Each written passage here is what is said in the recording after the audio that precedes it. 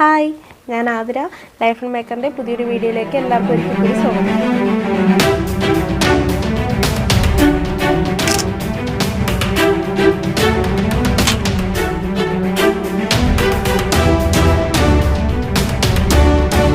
ഇന്നത്തെ നമ്മുടെ വീഡിയോയിലേക്ക് കിടക്കുന്നതിന് മുന്നേ കഴിഞ്ഞ ദിവസങ്ങളിൽ ഞാൻ ഓർക്കിഡ്സിന് കെമിക്കൽ ഫെർട്ടിലൈസർ യൂസ് ചെയ്യുന്ന കാര്യം പറഞ്ഞിട്ടുണ്ടായിരുന്നു. അപ്പോൾ പലർക്കും ഡൗട്ടുണ്ട്, ഞാൻ ആ സ്കൂപ്പ് എന്ന് പറയുമ്പോൾ ആ സ്കൂപ്പിൽ എത്ര ചേച്ചി ആഡ് ചെയ്യുന്നുണ്ട്, എത്ര ലിറ്റർ വെള്ളത്തിൽ യൂസ് ചെയ്യുന്നുണ്ട് എന്നൊക്കെ പലർക്കും സംശയമുണ്ട്. അപ്പോൾ അങ്ങനെ സംശയമുള്ളവർക്കും അറിയാത്തവർക്കും വേണ്ടിയിട്ടാണ് ഞാനിതൊന്ന് പറഞ്ഞു തരുന്നത്. അപ്പോൾ ഇതെന്ന് പറയുമ്പം 30:10:10 ആണ്. നൈട്രജൻ കൂടുതൽ അടങ്ങിയ വളമാണ്. അപ്പം ഇത് കൂടുതലും മെച്യൂറായിട്ടുള്ള പ്ലാന്റ്സിനും പിന്നെ സീഡ്ലിങ്സിനുമാണ് യൂസ് ചെയ്യുന്നത്. പിന്നെ ഈ വളം ഞാൻ അപ്ലൈ ചെയ്യുന്നത് പോലെ തന്നെയാണ് പൂക്കാൻ ആവശ്യമായിട്ടുള്ള വേറെ വളം കെമിക്കൽ വളം യൂസ് ചെയ്യുന്നത്. അപ്പോൾ ഇത് NPK എന്ന് പറയുമ്പോൾ പലർക്കും അറിഞ്ഞൂടാ, NPKയുടെ കറക്റ്റ് ഓരോ ഇതിൻ്റെയും ഘടകങ്ങൾ കറക്റ്റ് അറിയില്ല. അപ്പോൾ നൈട്രജൻ കൂടുതലെന്ന് പറയുമ്പോൾ അതിൻ്റെ ഷൂട്ടിന് അതിൻ്റെ സ്റ്റെമ്മിനുമൊക്കെ നല്ല വളർച്ച കിട്ടാൻ വേണ്ടിയിട്ടാണ് നൈട്രജൻ കൂടുതൽ അടങ്ങിയ വളങ്ങൾ മെച്ചുറായിട്ടുള്ള പ്ലാന്റ്സിന് അപ്ലൈ ചെയ്യണമെന്ന് പറയുന്നത്, അല്ലെങ്കിൽ സീഡ്ലിങ്സിന് അപ്ലൈ ചെയ്യണമെന്ന് പറയുന്നത്. പിന്നെ നൈട്രജൻ, പിന്നെ ഫോസ്ഫറസ് ഫോസ്ഫറസ് അപ്ലൈ ചെയ്യണമെന്ന് പറയുന്നത് നല്ല ഹെൽത്തി ആയിട്ടുള്ള റൂട്ട്സിൻ്റെ ഗ്രോത്തിന് വേണ്ടിയിട്ട്. ഒരുപാട് നല്ല രീതിയിൽ ഗ്രോത്ത് ചെയ്താൽ മാത്രമേ ആ പ്ലാന്റിന് ഒരു വളർച്ച ഉണ്ടാകത്തുള്ളൂ. അതിനാണ് ഫോസ്ഫറസ് നല്ലതുപോലെ അടങ്ങിയ വളം കൊടുക്കണമെന്ന് പറയുന്നത്. പിന്നെ അടുത്തതാണ് പൊട്ടാസ്യം നമ്മൾ കൊടുക്കുന്നതെന്ന് പറയുമ്പോൾ പൂക്കാൻ ആവശ്യമായിട്ടുള്ള പ്ലാന്റ്സിനാണ് പൊട്ടാസ്യം നല്ലപോലെ അടങ്ങിയിട്ടുള്ള വളങ്ങൾ നൽകുന്നത്. ഇപ്പോൾ ചെറിയ തൈകൾക്കൊന്നും നമ്മൾ ഈ പൊട്ടാസ്യം ഒരുപാട് അടങ്ങിയിട്ടുള്ള വളം നൽകത്തില്ല. കാര്യം എന്ന് വെച്ചാൽ അതിന് പൂക്കാറുള്ള പ്രായമായിട്ടില്ല. അപ്പോൾ പ്രായമായ പ്ലാന്റ്സിന് നമ്മൾ ഈ പൊട്ടാസ്യം അടങ്ങിയ വളം കൊടുക്കണം. അത് പൂക്കൾക്ക് വേണ്ടിയിട്ടുള്ളതാണ്. അപ്പോൾ ഇതെങ്ങനെയാണ് ഞാൻ അപ്ലൈ ചെയ്യുന്നതെന്നൊന്ന് കാണിച്ചു തരാം. അപ്പോൾ ഞാൻ ഈ സ്പ്രെയറാണ് യൂസ് ചെയ്യുന്നത്. ഇതിനകത്ത് കറക്റ്റ് നമുക്ക് 1 ലിറ്റർ വെള്ളം ഒഴിക്കാൻ പറ്റും. അപ്പോൾ ഞാനതിന് 1 ലിറ്റർ വെള്ളം എടുത്തിട്ടുണ്ട്. അപ്പോൾ 1 ലിറ്ററിന് ആവശ്യമായിട്ടുള്ള മരുന്നിൻ്റെ കാര്യമാണ് ഞാൻ പറയുന്നത് കേട്ടോ. അപ്പോൾ കൂടുതൽ ചെടിയുള്ളവരാണെങ്കിൽ അതനുസരിച്ചിട്ട് ഓരോ തവണയും മിക്സ് ചെയ്ത് കൊടുത്താൽ മതി. പിന്നെ നമ്മുടെ ഈ മരുന്നിനകത്ത്, കെമിക്കൽ മരുന്നിനകത്ത്, ഫെർട്ടിലൈസറിനകത്ത് ഇത് കണക്കൊരു സ്കൂപ്പുണ്ട്. അപ്പോൾ അഥവാ ഈ സ്കൂപ്പ് ഇല്ലാത്തവരാണെങ്കിൽ ചെറിയൊരു ഐസ്ക്രീമിൻ്റെ സ്പൂൺ എടുത്തിട്ട് ആ ഒരു ഐസ്ക്രീം സ്പൂണും പിന്നെ കുറച്ചും കൂടി ഒരു 1/4 ഭാഗം കൂടി വീണ്ടും ഇട്ട് കൊടുക്കുക. അപ്പോൾ ഇതുള്ളവരാണെങ്കിൽ കറക്റ്റ് ഈ ഒരു ലെവൽ ചെയ്യണം. നമ്മുടെ വിരൽ വെച്ചിട്ട് ഇതൊന്ന് ലെവൽ ചെയ്ത് കൊടുക്കണം. അപ്പോൾ ഈ ആ ഒരു ലെവൽ, ആ സ്കൂപ്പിൻ്റെ ലെവലിന് നമ്മുടെ ഫെർട്ടിലൈസർ എടുക്കുക, നമ്മുടെ സ്പ്രെയറിനകത്തേക്ക് ഇട്ട് കൊടുക്കുക. അപ്പോൾ എടുത്തു കഴിഞ്ഞിട്ട് നമ്മൾ എപ്പോഴും ശ്രദ്ധിക്കേണ്ട, ഈ സാധനം നല്ല അടച്ച് ടൈറ്റ് ചെയ്ത് വെക്കണം കേട്ടോ. ചെറിയ തരി പോലെ വെള്ളം ഒന്ന് തട്ടിക്കഴിഞ്ഞത് മൊത്തം അലിഞ്ഞങ്ങ് പോവും. അതുകൊണ്ട് യൂസ് ചെയ്തിട്ട് കൈയോടെ തന്നെ അടച്ച് മാറ്റി വെക്കണം. എന്നിട്ട് നമ്മുടെ ഈ വെള്ളം ഇതിനകത്തങ്ങ് ഒഴിച്ചു കൊടുക്കുക. ഈ വെള്ളം ഒഴിച്ചു കൊടുക്കുമ്പം തന്നെ അതങ്ങ് ഡൈല്യൂട്ട് ആയിക്കോളും. പിന്നെ അത് മിക്സ് ചെയ്യേണ്ട കാര്യമൊന്നുമില്ല. അത് നല്ല പോലെ ഡൈല്യൂട്ട് ആയിട്ടുണ്ട്. അപ്പോൾ ഇതിനകത്ത് എനിക്ക് നോക്കുമ്പോൾ അറിയാനകത്ത് ഒരു തരി പോലും ഇല്ല. എന്നിട്ട് നമുക്കിത് ഏത് പ്ലാന്റ്സിനാണോ ഒഴിക്കേണ്ടത് അതിനങ്ങ് അപ്ലൈ ചെയ്ത് കൊടുക്കാം. മെച്ചൂർ പ്ലാന്റ്സിനും പിന്നെ അല്ലെങ്കിൽ സീഡ്ലിങ്സിനും നമുക്കിത് സെയിം അപ്ലൈ ചെയ്യാം. സീഡ്ലിങ്സിന് നമ്മൾ ഈ വളം കൊടുത്തതുപോലെ തന്നെയാണ് ഫ്ലവറിങ്ങിന് വേണ്ടുള്ള കെമിക്കൽ വളങ്ങളും ആഡ് ചെയ്യുക. ഈ ഒരു സ്കൂപ്പ് എടുക്കുക, ഇത് കണക്ക് ലെവൽ ചെയ്യുക, വെള്ളമായിട്ട് മിക്സ് ചെയ്യുക. അപ്പോൾ എന്നിട്ട് ഇത് നമുക്ക് ഡയറക്റ്റ് ഏത് ചെടികളിലാണോ അപ്ലൈ ചെയ്യേണ്ടത് അതനുസരിച്ചിട്ട് അങ്ങ് സ്പ്രേ ചെയ്ത് കൊടുക്കുക. മനസ്സിലായില്ലേ? അപ്പോൾ ഈ കെമിക്കലിൻ്റെ കഴിഞ്ഞു. അപ്പോൾ നമുക്ക് നേരിട്ട് ഇന്നത്തെ നമ്മുടെ വീഡിയോയിലേക്ക് പോകാം. ഇതിന് മുന്നത്തെ നമ്മുടെ വീഡിയോകളിൽ ഞാൻ ഒരുപാട് ഓർഗാനിക് ഫെർട്ടിലൈസേഴ്സ് പരിചയപ്പെടുത്തിയിട്ടുണ്ടായിരുന്നു. അപ്പോൾ അത് പലതും പൂക്കാൻ മാത്രമായിട്ടുള്ളതും അല്ലെങ്കിൽ തൈ വരാനുള്ളതായിട്ടും അപ്പോൾ നിരവധി ഓർഗാനിക് ഫെർട്ടിലൈസേഴ്സ് നമുക്കറിയാം. ഓർക്കിഡ് വളർത്തുന്നവർക്കും മറ്റ് ചെടികൾ വളർത്തുന്നവർക്കും ഒക്കെ അറിയാം. നമ്മൾ പല ടിപ്സുകളും നമ്മൾ ചെടികളിൽ നമ്മുടെ വീട്ടിൽ വേസ്റ്റായിട്ട് വരുന്ന പല സാധനങ്ങളും അല്ലെങ്കിൽ പല സാധനങ്ങൾ വെച്ചിട്ട് നമ്മൾ നമ്മുടെ ചെടികൾക്ക് വളം നൽകാറുണ്ട്. അപ്പോൾ അതുപോലെ ഒരു സാധനമാണ് ഇന്നത്തെ നമ്മുടെ വീഡിയോയിൽ ഞാൻ എൻ്റെ ചെടികൾക്ക് നൽകാൻ പോകുന്നത്. അപ്പോൾ അതെന്ന് പറയുമ്പോൾ നമ്മുടെ കിച്ചണിൽ വേസ്റ്റായിട്ട് വന്നേക്കുന്ന 3 സാധനങ്ങൾ ഉപയോഗിച്ചിട്ട് ഈ ഒരൊറ്റ വളം മാത്രം മതി ധാരാളം തൈകൾ വരാനും പൂക്കൾ വരാനും. അപ്പോൾ ഇത് എനിക്ക് പൂക്കളിനോടുള്ളൊരു ഇഷ്ടം കണ്ടിട്ട് ഞങ്ങളുടെ ഒരു ഫാമിലി ഫ്രണ്ട് പറഞ്ഞു തന്നൊരു ടിപ്പാണ് കേട്ടോ. അപ്പോൾ ഞാനത് യൂസ് ചെയ്തപ്പോൾ എനിക്കിതിൻ്റെ റിസൾട്ട് കണ്ടു തുടങ്ങി. അപ്പോൾ ഞാൻ വെച്ചാൽ അത് നിങ്ങൾക്ക് എനിക്കൊന്ന് ഷെയർ ചെയ്തിരിക്കാം. അപ്പം നമ്മുടെ കഴിഞ്ഞ ദിവസത്തെ വീഡിയോകളിലൊക്കെ പല സാധനങ്ങളുണ്ട്. അപ്പോൾ പലതും പല സമയത്തെ വീട്ടിൽ കാണും, എപ്പോഴും കാണുന്ന സാധനങ്ങളല്ല. നമ്മൾ കുറച്ചളവിലേ കാണും. അപ്പോൾ നമ്മൾ ഉള്ള സാധനങ്ങളെല്ലാം പലതിനും മാറി മാറി അപ്ലൈ ചെയ്ത് കൊടുക്കുക. അപ്പോൾ നമുക്ക് അതിൻ്റെ റിസൾട്ട് നമുക്ക് നേരിട്ട് കാണുമ്പോൾ അറിയാം ഏതാണ് കുറച്ചുകൂടെ ബെറ്റർ എന്ന്. അപ്പോൾ നമുക്ക് യൂസ് ചെയ്യാം. അപ്പോൾ ഇത് ഞാനങ്ങനെ യൂസ് ചെയ്തപ്പോൾ എനിക്കിത് നിങ്ങൾക്ക് ഈ പ്ലാന്റ് കാണുമ്പോൾ തന്നെ മനസ്സിലാവും കേട്ടോ. ധാരാളം ഇതുപോലെയുള്ള തണ്ടിനകത്തെല്ലാം ഒന്നിൽ കൂടുതൽ തൈകളാണ് വന്നിട്ടുള്ളത്. അതുപോലെ തന്നെ സ്പൈക്കുകൾ പൂക്കൾ ഇഷ്ടം പോലെ പൂക്കൾ വന്നതാണ്. അപ്പോൾ എല്ലാം കഴിഞ്ഞു, പൂക്കളെല്ലാം കഴിഞ്ഞിട്ടുണ്ട്. ഞാൻ കുറേയൊക്കെ വെട്ടിക്കളഞ്ഞു. അപ്പോൾ ഇത് കാണുമ്പോൾ തന്നെ അറിയാം ധാരാളം പൂക്കളും വരുന്നുണ്ട്, തൈകളും വരുന്നുണ്ട്. അപ്പോൾ നമുക്ക് എങ്ങനെയാണ് ഈ സാധനം ഈ ഫെർട്ടിലൈസർ ഉണ്ടാക്കുക എന്ന് നേരിട്ട് നമുക്ക് വീഡിയോയിലേക്ക് കിടക്കാം. അപ്പം നമ്മുടെ ഈ ഓർഗാനിക് ഫെർട്ടിലൈസർ ഉണ്ടാക്കാൻ നമുക്ക് ആദ്യം ആവശ്യമുള്ളത് കഞ്ഞിവെള്ളമാണ്. കഞ്ഞിവെള്ളം എന്ന് പറയുമ്പം നമ്മൾ ഇന്ന് അരി ഊറ്റി വെക്കുന്ന ഡയറക്റ്റ് ആ കഞ്ഞിവെള്ളം എടുക്കരുത്. തലേ ദിവസം ഇപ്പോൾ ഇന്ന് ചോറ് വെച്ചിട്ട് ഊറ്റി വെക്കുന്ന കഞ്ഞിവെള്ളം നാളെ മാത്രമേ അത് യൂസ് ചെയ്യാൻ പാടുള്ളൂ. പുളിച്ചിരിക്കണം, ചെറിയൊരു പുളിപ്പ് വേണം. അപ്പോൾ നമ്മുടെ ഈ കഞ്ഞിവെള്ളം എന്ന് പറയുമ്പോൾ നമ്മൾ അരിയരിയ വെള്ളം ഓർക്കിഡ്സിനൊക്കെ അപ്ലൈ ചെയ്യാറുണ്ട്, ഞാനും ഒഴിക്കാറുണ്ട്. അപ്പോൾ അതിനകത്ത് അടങ്ങിയിട്ടുണ്ട് ഒരുപാട് NPKയുടെ ഗുണങ്ങളൊക്കെ അതിനകത്ത് അടങ്ങിയിട്ടുണ്ട്. പക്ഷേ നമ്മുടെ ഈ ചുമന്ന അരി, വെള്ള അരിയെക്കാട്ടി ഏറ്റവും നല്ലത് ചുമന്ന അരിയാണ് കേട്ടോ.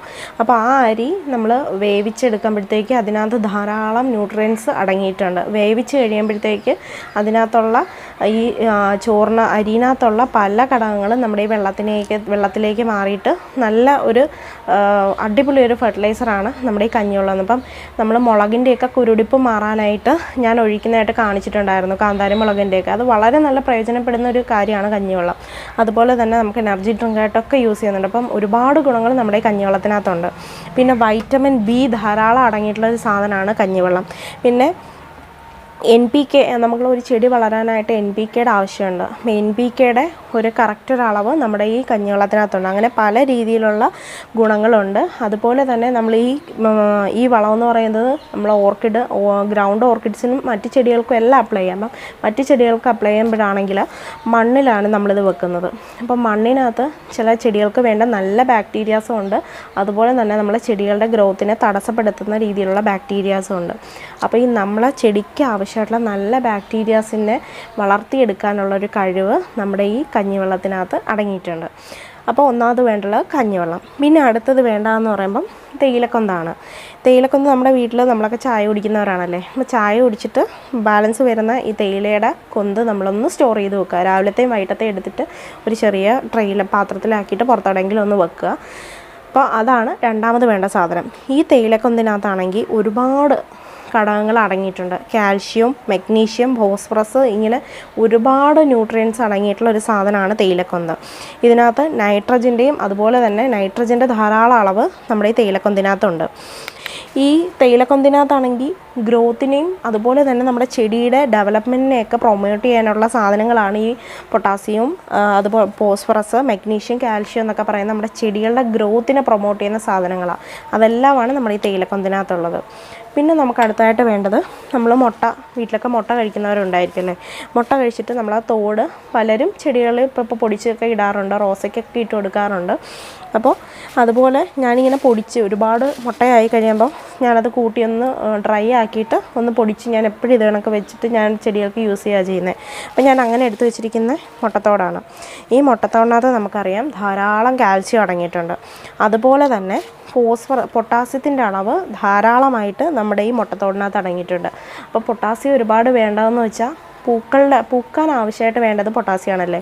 അപ്പോൾ ഈ പൂക്കൾ ധാരാളമായിട്ട് ഉണ്ടാകുക മാത്രമല്ല, വരുന്ന പൂക്കളുടെ സൈസിനെയും നമ്മൾ ഈ മുട്ടത്തോട് കൊടുക്കുന്നതോടെ നല്ല വലിയ സൈസിലുള്ള പൂക്കൾ കിട്ടും. അപ്പോൾ ചില ചെടികൾക്ക് നമുക്ക് കാണുമ്പോൾ അറിയാം പൂക്കളൊക്കെ ഉണ്ടാവും, പക്ഷേ പൂക്കളുടെ സൈസ് വളരെ ചെറുതായിരിക്കുന്നല്ലേ. അപ്പോൾ അതിനകത്ത് എന്തെങ്കിലുമൊക്കെ ഘടകങ്ങളുടെ കുറവുണ്ട് അങ്ങനെ സംഭവിക്കുന്നത്. അപ്പോൾ നമ്മുടെ ഈ മുട്ടത്തോട് ഇട്ട് കൊടുക്കുകയാണെങ്കിൽ വരുന്ന പൂക്കളുടെയൊക്കെ സൈസ് നല്ല വലിയ സൈസിൽ കിട്ടും. അപ്പോൾ ഇതൊക്കെ ഉണ്ടെങ്കിൽ നമുക്ക് നമ്മുടെ ഫെർട്ടിലൈസർ ഉണ്ടാക്കാം. അപ്പോൾ ഈ 3 സാധനങ്ങൾ വെച്ചിട്ട് നമുക്ക് എങ്ങനെയാണ് നമ്മുടെ ഈ ഫെർട്ടിലൈസർ ഉണ്ടാക്കുക എന്നൊന്ന് നോക്കാം. അപ്പോൾ ഞാൻ എടുത്ത് വെച്ചിരിക്കുന്ന കഞ്ഞിവെള്ളമാണ് കേട്ടോ ഇതിപ്പം കഴിഞ്ഞ ദിവസം ഞാൻ അരി വാർത്തിട്ട് എടുത്ത് വെച്ചതാണ്, ഇന്ന് യൂസ് ചെയ്യുന്നു. അപ്പോൾ ചെറിയൊരു പുളിപ്പ് വേണം, ഡയറക്റ്റ് ഒഴിക്കരുത്. അപ്പോൾ പുളിച്ചിരിക്കുന്ന കഞ്ഞിവെള്ളമാണ്. പിന്നെ ഇതൊരു 2-3 നേരം ചായ ഇട്ട തേയിലക്കൊന്ത്. അപ്പോൾ നമുക്ക് തേയിലക്കൊന്ത് ഇതിലേക്ക് ആഡ് ചെയ്യാം. അപ്പോൾ തേയിലക്കൊന്ത് ഇത്തിരി കൂടിയെന്ന് വെച്ചിട്ടോ കുറഞ്ഞെന്ന് വെച്ചിട്ടോ വലിയ പ്രശ്നമൊന്നുമില്ല. നമ്മുടെ കയ്യിലുള്ളതുപോലെ നമുക്കിത് ആഡ് ചെയ്യാം. അപ്പോൾ ഒരുപാട് അംഗസംഖ്യയൊക്കെ വീട്ടിലുണ്ടെങ്കിൽ ധാരാളം തേയിലക്കൊന്ത് കാണും. അപ്പോൾ ഞങ്ങളുടെ ഒരു ചെറിയ ഫാമിലി ആയതുകൊണ്ട് അതനുസരിച്ചുള്ള തേയിലക്കൊന്തേ ഉള്ളൂ. പിന്നെ മുട്ടത്തോടാണ് നമ്മൾ ശ്രദ്ധിക്കേണ്ട ഒരു കാര്യം എന്ന് വെച്ചാൽ മുട്ടത്തോടിൻ്റെ അളവ് ഒരുപാട് കൂടരുത്. അപ്പം ഞാനിതെന്ന് പറയുമ്പോൾ ഇത്തിരി വലിയൊരു സ്പൂണാണ്, ഐസ്ക്രീമിൻ്റെ കുറച്ച് വലിയ സ്പൂണാണ് എടുത്തിരിക്കുന്നത്. ഈ സ്പൂണിനകത്ത് ഞാനൊരു 2 സ്പൂണ്, ഈ ഒരു കഞ്ഞിവെള്ളത്തിന് പറ്റിയ 2 സ്പൂൺ ഞാൻ ആഡ് ചെയ്യുന്നതേ ഉള്ളൂ. അപ്പോൾ കറക്റ്റ് ഇതേ ഒരു 2 സ്പൂൺ മുട്ടത്തോട് ആഡ് ചെയ്തിട്ടുണ്ട്. അപ്പോൾ ഇതെന്ന് പറയുമ്പോൾ ഇത് നല്ലപോലെ മിക്സ് ചെയ്യും. ഇപ്പം നിങ്ങൾക്കറിയാം കഞ്ഞിവെള്ളം തലേ ദിവസത്തെയും കൂടി ആകുമ്പം കുറേ കൂടെ സ്റ്റിക്കി ആയിട്ടിരിക്കുമല്ലേ. അപ്പം നമ്മൾ ചെടികളുടെ മുകളിലൊഴിക്കുമ്പം കട്ട പിടിച്ച് കിടക്കും. അതങ്ങനെ ചെയ്യരുത്. അതിന് വേണ്ടിയിട്ട് ഞാനിപ്പോൾ കുറച്ച് വെള്ളം എടുത്തിട്ട് ഇത് നല്ലപോലെ കൂടെ മിക്സ് ചെയ്യാൻ പോവുക. അപ്പോൾ വെള്ളം എത്ര അളവെന്നൊന്നുമില്ല, അത് ഈ ഒരു പരുവാവണം. മുട്ടത്തോടൊക്കെ നല്ലപോലെ മിക്സ് ആവണം കേട്ടോ. ഇതിനകത്ത് ഇങ്ങനെ മുകളിൽ വന്ന് കിടക്കും വെള്ളത്തിൻ്റെ മുകളിൽ. അപ്പോൾ നല്ലപോലെ ഇങ്ങനെ നല്ലപോലെ മിക്സ് ചെയ്തെടുക്കുക. നമ്മൾ ഓരോ തവണ ഒഴിക്കുമ്പോഴും ഇത് നല്ലപോലെ മിക്സ് ചെയ്യണം. ഇത് അടിഞ്ഞ് കിടക്കും, തേയിലക്കൊന്തും മുട്ടത്തോടും എല്ലാത്തും ഈ വെള്ളം മാത്രം മുകളിൽ ഇരിക്കും. അപ്പം ഓരോ തവണ ഓരോ ചെടിക്ക് ഒഴിക്കുമ്പോഴും നല്ലപോലെ മിക്സ് ചെയ്തെടുക്കുക. എന്നിട്ട് നമ്മൾ ഓരോ പ്ലാന്റ് എടുക്കുക. നമ്മുടെ ഓരോ പ്ലാന്റിൻ്റെയും ചെവിട്ടിൽ ഇത് സ്പ്രേ ചെയ്ത് കൊടുക്കേണ്ട കാര്യമില്ല, നമുക്ക് ചെവിടുകളിൽ ഒഴിച്ച് കൊടുക്കാം, വേറെ ഒന്നുമില്ലല്ലോ. അപ്പോൾ ഇത് സ്പ്രേ ചെയ്ത് കൊടുക്കുമ്പോഴാണെങ്കിൽ ഇത് അരിക്കണം, അങ്ങനെയുള്ള കാര്യങ്ങളുണ്ട്. നമുക്ക് ഡയറക്റ്റ് സ്പ്രേയറിൽ യൂസ് ചെയ്യാൻ പറ്റില്ല. പിന്നെയെന്ന് പറയുമ്പോൾ ഈ മുട്ടത്തോടൊക്കെ നമ്മുടെ ചെടികളുടെ ഇലകളുടെ മുകളിലൊക്കെ ഇങ്ങനെ വന്നിരിക്കും. അപ്പോൾ അതിനെക്കാട്ടി നല്ലത് ചുവട്ടിൽ യൂസ് ചെയ്ത് കൊടുക്കുക എന്നുള്ളതാണ്. അപ്പോൾ ഓരോ പ്ലാന്റ് എടുക്കുക. നമുക്ക് ഇതിങ്ങനെ ഞാനിപ്പോൾ ഇങ്ങനെ കാണിച്ചു തരാം. ഇതിങ്ങനെ എടുത്തിട്ട് എനിക്കിപ്പോൾ ഡയറക്റ്റ് ഇതിനകത്ത് വെച്ചിട്ട് ഒഴിക്കാൻ പറ്റില്ല. ഞാൻ ഓരോ പ്ലാന്റിങ് താഴെ വെച്ചിട്ടാണ് ഞാനിത് ഒഴിച്ചിട്ട് വെക്കുക ചെയ്യുന്നത്. അപ്പോൾ നമ്മളിത് ഒഴിക്കുമ്പോൾ നല്ലപോലെ മിക്സ് ചെയ്തിട്ട് ഓരോ തവണ എടുക്കുമ്പോഴും നല്ലപോലെ മിക്സ് ചെയ്തിട്ട് ഒഴിക്കുക. ഇതുപോലെ ചുവടുകളിൽ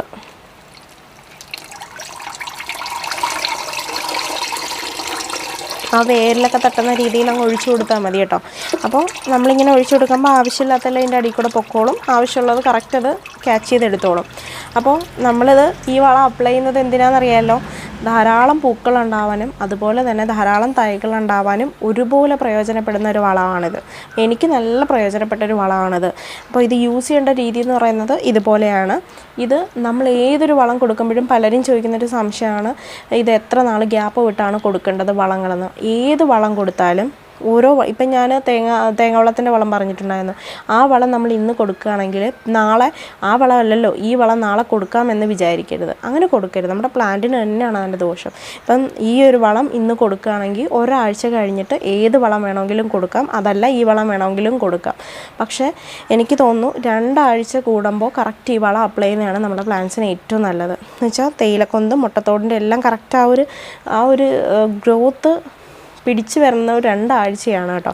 ആ 2 ആഴ്ച ഇടവേളകളിൽ നമുക്ക് ഈ വളം അപ്ലൈ ചെയ്ത് കൊടുക്കാം. അപ്പം നമ്മുടെ ഈ ഓർഗാനിക് ഫെർട്ടിലൈസർ നമുക്ക് എല്ലാ ഓർക്കിഡ്സിനകത്തും ഒരുപോലെ തന്നെ യൂസ് ചെയ്യാൻ പറ്റുന്നതാണ് കേട്ടോ. നമ്മുടെ ഫെൻലോസസ് ഓർക്കിഡ്സിനായാലും ഡെൻഡ്രോബിയത്തിനായാലും അതുപോലെ തന്നെ ഗ്രൗണ്ട് ഓർക്കിഡ്സിനായാലും മൊക്കാറയ്ക്കായാലും എല്ലാം നമുക്ക് ഈ ഒരു ഫെർട്ടിലൈസർ നമുക്ക് അപ്ലൈ ചെയ്യാം. അപ്പോൾ എൻ്റെ കയ്യിലാണെങ്കിൽ 1CD ഒക്കെ ഉണ്ട്. ഞാൻ ആ 1CDത്തിനും എല്ലാം നൽകുന്ന ഇതാണ്. ധാരാളം മുട്ടുകൾ വരുന്നുണ്ട് കണ്ടോ, തൈ അതിനകത്ത് നിറഞ്ഞ് കവിയുന്നുണ്ട്. അപ്പം എനിക്കിത് സത്യം പറഞ്ഞാൽ റീപോർട്ട് ചെയ്യേണ്ട ടൈം ആയിട്ടുണ്ട്.